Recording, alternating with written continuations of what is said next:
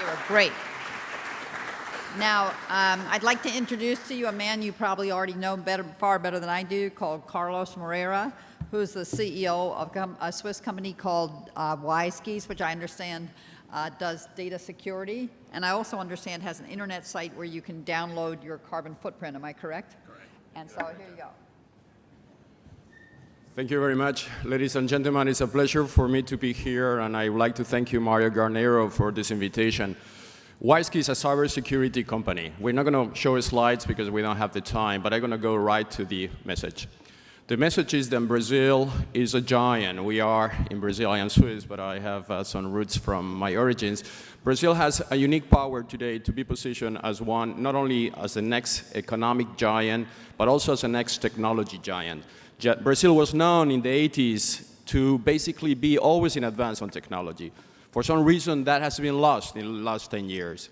And this is not helping the country.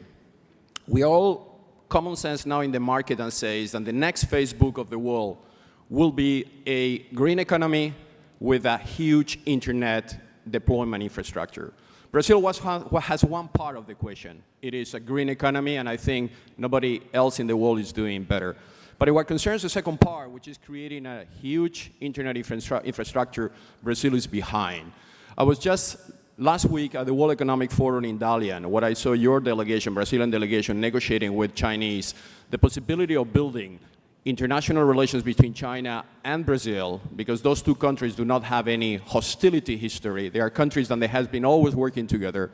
And the message was very clear. Brazil has to emerge as one of the regional hubs.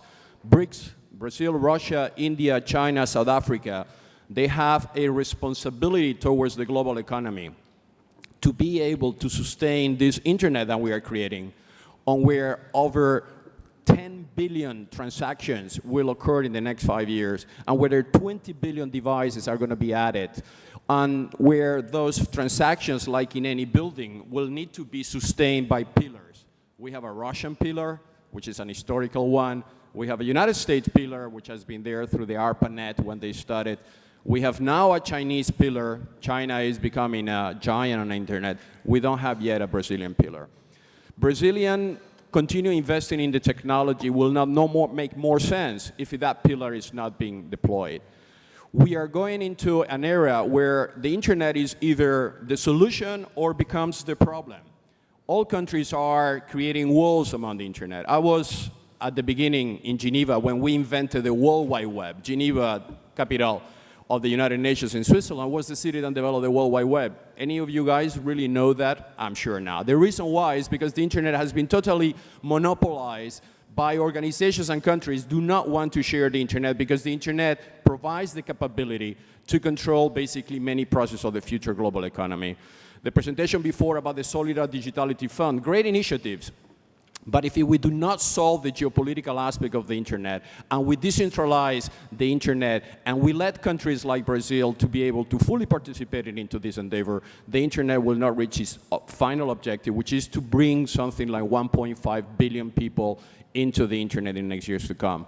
Last Friday, in the Global Clinton Initiative, my company announced a project with Bill Clinton to issue 1 billion identification on mobile phones, allowing 1 billion people that they are disconnected from the global economy to be able to participate into that global economy. Do you realize that over 4.5 billion mobile phones, only 1 billion of them they have a bank account? So we have basically an exclusion factor of 3.5 billion people that they do have a mobile phone, but they do not have a bank account. So if I don't have a bank account, how am I going to receive the microcredits that they're going to be sent to me? It is essential. And this is a huge opportunity for the country. It is also an opportunity for the companies, like the case of WiseKey Brazil, which is a company that has been launched in cooperation with Brazil Invest.